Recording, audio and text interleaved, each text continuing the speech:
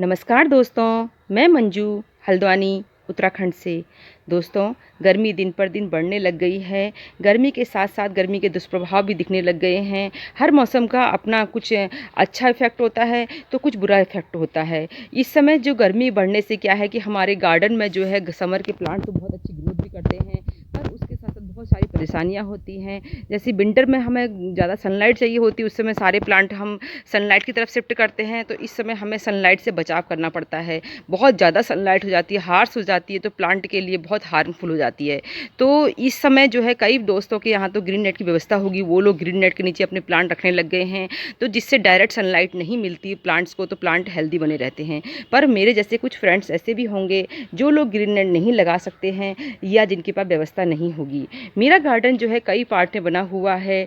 Indoor garden में तो चलो शेड है, कोई दिक्कत नहीं होती है, पर जो आउटडोर गार्डन है वो भी कई पार्ट बना हुआ है। फ्रंट गार्डन है, बैकयार्ड गार्डन है, बोतल गार्डन है, तो मैंने कई तरह से गार्डन और टेरेस गार्डन भी है, तो मैंने बहुत सारे स्तर पर जो है गार्डनिंग कर रखी है। तो इतनी जगहों पर मेरे यहाँ ग्रीन नेट की व्यवस्था नहीं हो पाती है, तो मैं अपने सारे प्लांट को, देखिए इतने प्लांट हैं मेरे पास, सारे प्लांट को मैं इसी तरह से अरेंज करती हूँ कि इनमें जो है समर में बचाती हूँ इनको और इनकी केयर करती रहती हूँ। तो वही सब चीज़ें आपसे मैं बात करने वाली हूँ कि अगर आपके पास ग्रीन नेट की व्यवस्था नहीं है तो आप अपने प्लांट की किस तरह से केयर करें कि वो समर भर आपके पास अच्छे चलते हुए रेनी सीजन में तक आ जाएं।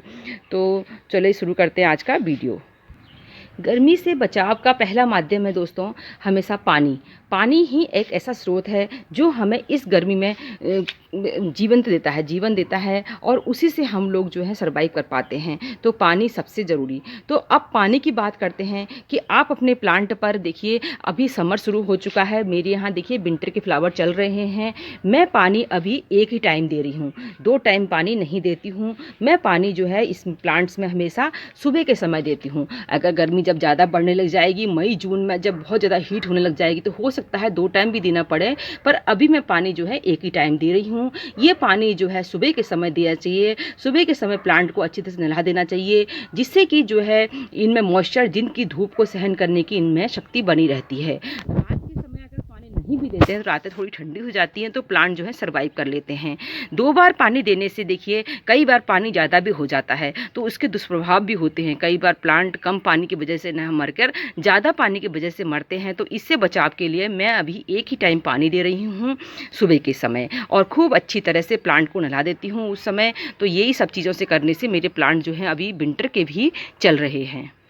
सेकंड बात करते हैं दोस्तों, जो प्लांट की सॉइल होती है उस पर भी गर्मी सहन करने की क्षमता निर्भर करती है। अगर आपके जो प्लांटर है उसके अंदर जो सॉइल में ऑर्गेनिक मैटर ज़्यादा पड़ा होता है, यानी कि आपने जो कंपोस्ट वगैरह मिलाई होती हैं या ऑर्गेनिक चीज़ ज़्यादा मिलाई होती हैं, तो आपके प्लांट ज़्यादा गर्मी सहन कर लेते हैं, क्योंकि उनमें मॉइस्चर को होल्ड करने की कैपेसिटी होती है। मैं अपने किसी भी प्लांटर में कोकोपीट का इस्तेमाल नहीं करती हूँ। मेरे पास हालांकि कोकोपीट है, पर मैं बहुत रेयर केस में करती हूँ। मेरे पास इतने प्लांट हैं कि मैं किस में कोकोपीट लगाऊंगी। मैं सिर्फ देसी तरीके से गार्डनिंग करती हूँ। तो मेरे आज जैसा मैं कई बार बताती हूँ कि मेरे हर प्लांटर में जो है कंपोस्ट बनती है, यानी कि जो भी गार्डन से निकलता है वो बाहर नहीं फिकता है। सिर्फ उसके अंदर कोई कीड़ा वगैरह नहीं होना चाहिए बस, नहीं तो मैं कोई भी चीज़ में जिसमें इंसेक्ट वगैरह नहीं लगे होते उनको नहीं फेंकती हूँ, उन्हीं में कंपोस्टिंग करती हूँ, और वो जो है सॉइल को मॉइस्चर बना के रख सकते हैं। तो मेरे गार्डन की सॉइल हमेशा बहुत हल्की रहती है इस तरह से। तो हमेशा सॉइल को हल्की बनाना है, तो इससे भी जो है प्लांट जो है गर्मी को सहन कर लेते हैं। नेक्स्ट है कि इसमें जो है पानी देना है, हमने एक ही टाइम देना है, तो पानी जो है अच्छी तरह से रहे। इसके लिए सॉइल की जो है प्लांटर में सॉइल पूरी भर के ना रखें, थोड़ा थोड़ा आधी उंगलियों के बराबर की जगह जो है प्लांटर में बची रहनी चाहिए। मिट्टी इतनी डाउन होनी चाहिए कि आप जो पानी भरें वो पानी उसके अंदर कुछ देर तक होल्ड रहे। अगर आप बहुत ज़्यादा मिट्टी ऊपर लेवल तक करेंगे तो पानी जो है बाहर गिर जाएगा, और आपके आसपास जो प्लांटर रखा है वहाँ गंदगी भी फैलेगी, और जो है प्लांटर में पानी नहीं टिक पाएगा। इसलिए अगर आपके प्लांटर की सॉइल बहुत ज़्यादा भरी हुई है ऊपर तक, तो थोड़ा सा आधी उंगलियों बराबर जगह खाली कर देनी चाहिए। नेक्स्ट इस समय ज़रूरी काम होता है गार्डन में शिफ्टिंग का। शिफ्टिंग, जो प्लांट सनलाइट को सहन नहीं कर सकते या कम सहन कर सकते हैं, उस हिसाब से प्लांट को अरेंज करना।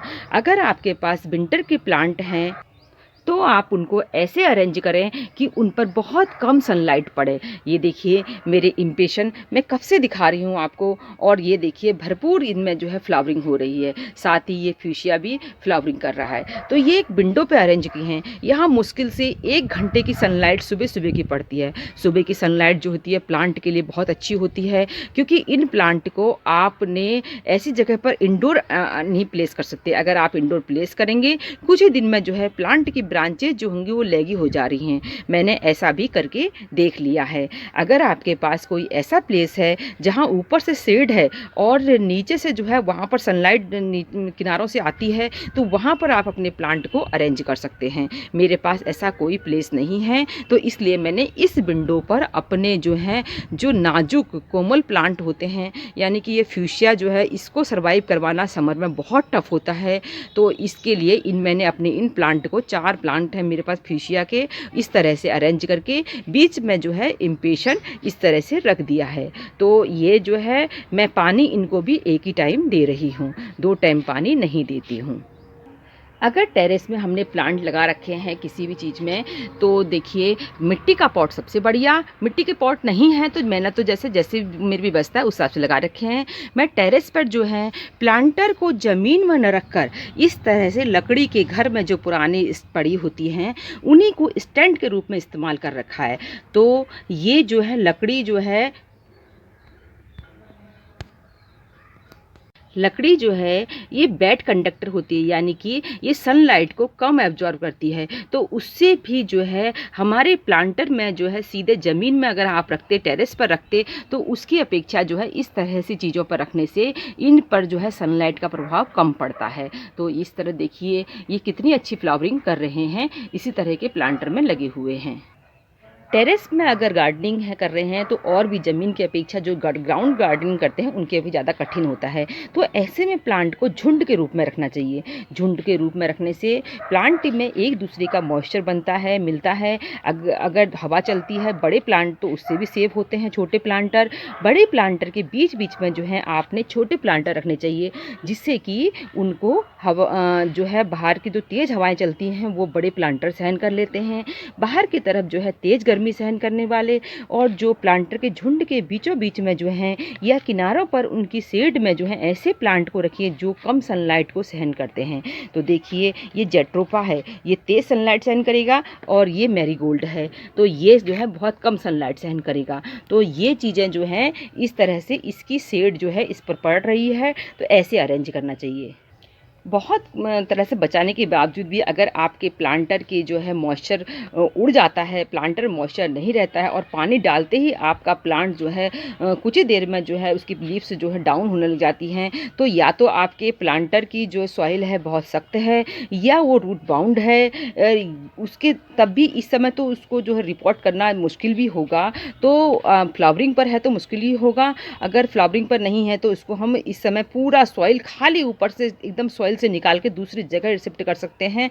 उससे भी कई बार हमारे प्लांट जो है इसलिए मुरझाते हैं कि वो रूट बाउंड होते हैं। तो इन चीज़ों को तो हमने फरवरी में या अगस्त सितंबर में कर लेना चाहिए। साल भर में एक बार जो है प्लांट को रिपोर्ट करना पड़ता है। उससे भी और बहुत सारा ऑर्गेनिक मटेरियल डालने से भी प्लांट जो है लॉन्ग टाइम तक सर्वाइव करते हैं और उन पर जो है गर्मी का कोई विशेष असर नहीं पड़ता है। गर्मी से फिर भी बचाने के लिए आप इनमें जो है इसमें आप मल्चिंग का काम कर सकते हैं। मल्चिंग करने के लिए जो विंटर के हमारे प्लांट जो सूख गए हैं उनको हटाते हैं, तो ऊपर से उनको मिट्टी छोड़ के काट दीजिए। सूखे हुए प्लांट को जो है आप अपने जो समर के प्लांट हैं उनकी जो है रूट्स के चारों तरफ फैला दीजिए, पॉट में फैला दीजिए। तो उससे क्या होगा, उन प्लांट को मॉइस्चर मिलेगा और जो धीरे धीरे डिकम्पोज होकर आपके प्लांट में जो है खाद का काम भी करते हैं।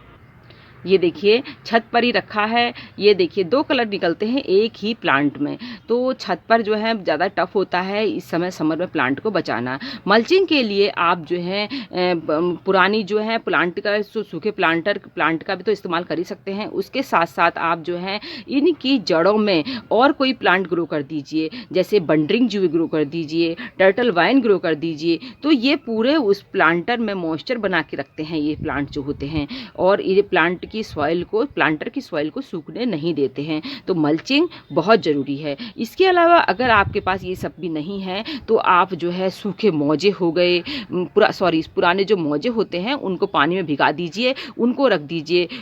टाट की जो जूट की जो बोरियां होती हैं उनको भी अगर आप टुकड़े टुकड़ों में काट के अपने प्लांटर के चारों तरफ लगा देते हैं कि इसकी सॉइल को आप सूखने ना दें, इस तरह से अरेंज कर सकते हैं। जैसे कि ये देखिए, ये है, इसके चारों तरफ आप जो है टाट का टुकड़ा रख दीजिए पानी भिगो के, तो इसकी सॉइल जो है शाम के समय तक भी आप देखेंगे तो नहीं सूखेगी। मेरे तो वैसे ही नहीं सूखती, मैं सिर्फ एक बार पानी दे रही हूँ, छत पर रखा हुआ प्लांटर है, तो इस तरह से ये आराम से मेरा चल जाता है, क्योंकि मेरे प्लांटर में जो है ऑर्गेनिक मैटर ज़्यादा है। दोस्तों, मैं इस बात को इसलिए बार बार कह रही हूँ कि ये बेसिक चीज़ है। जब आपका बेस मजबूत होता है तो आपको फिर आगे चल के प्रॉब्लम कम होती है। तो ये चीज़ें आप शुरू से ही प्लांटर की सॉइल बनाते समय ध्यान रखा करें। आजकल गर्मियां होने से, टेम्परेचर में चेंज होने से प्लांट में जो है कीड़ों का अटैक भी ज़्यादा होता है। अगर आपने प्लांट को बचा लिया, अगर जिस काम के लगा रखे हैं कि जैसे फ्लावरिंग के लगा रखे, फ्लावरिंग ही नहीं हो पाएगी तो इसका कोई फ़ायदा नहीं होगा। तो देखिए मेरे इस प्लांट में देखिए किस तरह से कीड़ा लगा हुआ है। ये कीड़े बिल्कुल छुपे रहते हैं, पता नहीं चलते हैं। इनको हटाना आपने टाइम टाइम से अपने प्लांट को चेक करते रहें, नहीं तो कोई प्लांट को बचाने का फ़ायदा नहीं है। सिर्फ आपके पास प्लांट बचा रहेगा, आप बचा भी ले जाएंगे तो पर वो धीरे धीरे उसकी लीव्स को खा देगा, तो वो उसके बाद भी वो प्लांट बाद में सर्वाइव नहीं कर पाएगा। तो इसलिए टाइम से नीम ऑयल का स्प्रे करते रहना चाहिए। इंसेक्ट भी इसी टाइप के आजकल जो है अपने आप को एटमॉस्फेयर में जिस तरह का प्लांट होता है उसी तरह के कलर के लग रहे हैं। ये देखिए मेरा जो है इम्पेशन जावा का प्लांट है, इतना हेल्दी प्लांट था, मैं को समझ में नहीं आ रहा था कि कहाँ से कट रहा है। देखिए पूरी लीव्स इसकी काट रखी हैं।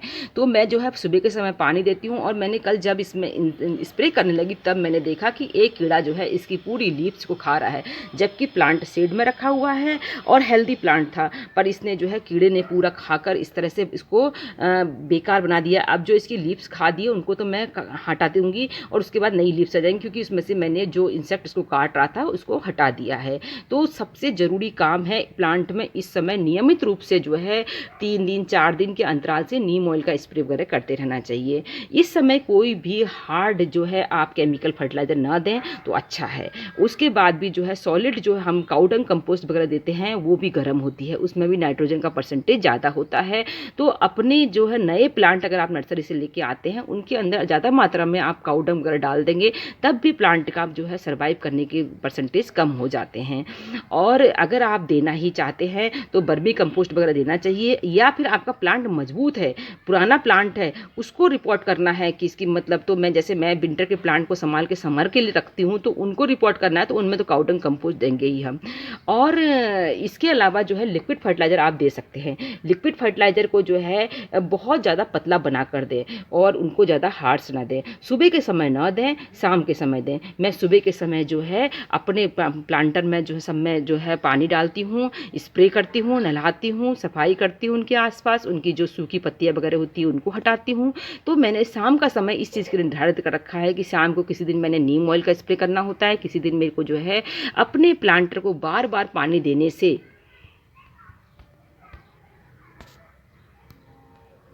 ऑयल जो होती है थोड़ी कठोर होने लग जाती है, क्योंकि इन दिनों हम पानी ज़्यादा मात्रा में देते हैं। तो इससे लिए जो है शाम के समय में कभी कभी इनकी गुड़ाई कर रही हूँ। गुड़ाई करने से ये प्लांट जो है अच्छे रहते हैं। अगर कोई कीड़ा वगैरह लगता है तो गुड़ाई करते समय जब हम प्लांट को ध्यान से देखते हैं तो वो भी चीज़ें जो है हमको मिल जाती हैं, तो उनको हम हटा देते हैं। मैंने अभी आपको दिखाया कीड़ा, देखिए किस तरह से प्लांट को काट रहा है। ये देखिए अभी समर चल रहा है और मेरे यहाँ ये पैंजी भी आराम से चल रहे हैं।